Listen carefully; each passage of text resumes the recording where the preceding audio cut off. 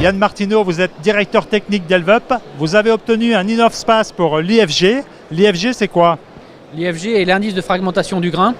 Ce sont les parties de grain qui sont inférieures à 4,75 mm mesurées sur un tamis.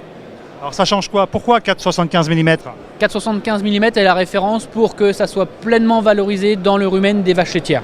À plus de 4,75 mm, donc si on regarde un petit peu là, c'est sur la partie à un quart, il faut que ça soit au moins coupé en 8. Lorsque les particules sont supérieures à 4,75 mm, elles sont à peine à valoriser à 30% dans le rumen des vaches. Donc beaucoup de pertes lorsqu'on est sur des IFG qui sont inférieurs à 70. Alors, tout se joue dans le réglage de l'ensileuse?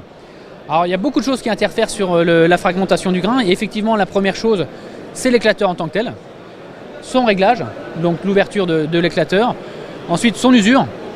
Et après, la vitesse de chantier. Donc il y a beaucoup de paramètres qui font que les grains sont bien éclatés. Et après, il y a quand même la dureté du grain, la partie vitreuse.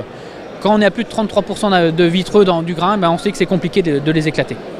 Alors l'IFG, est-ce qu'on peut le mettre en œuvre au cul de la machine?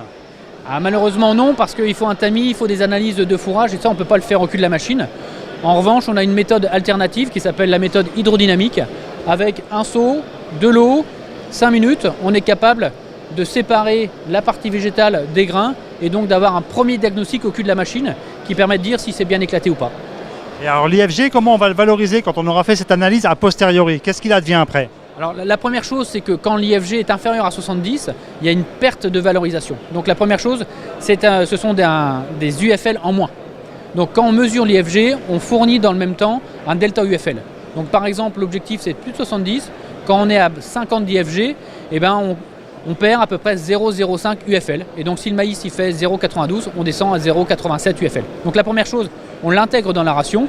Et surtout, c'est de se projeter sur l'année d'après de façon à pouvoir récolter un maïs qui soit pleinement valorisé, donc avec des grains pleinement éclatés.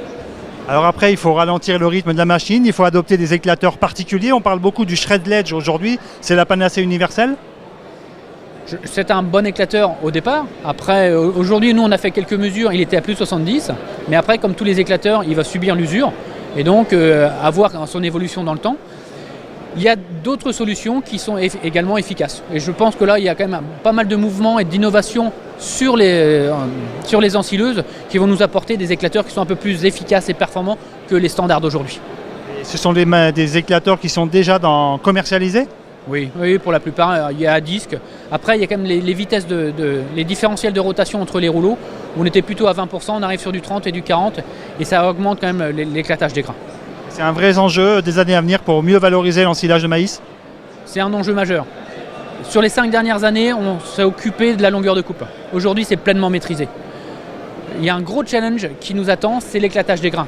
Et l'éclatage des grains, ça peut représenter sur un silo, une exploitation de 65 vaches où il y a 30 hectares, on peut perdre jusqu'à 10 000 €.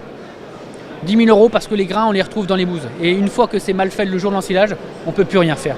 Donc c'est l'enjeu majeur des 5 années à venir sur cette partie-là. Yann Martineau, je vous remercie. C'est moi qui vous remercie.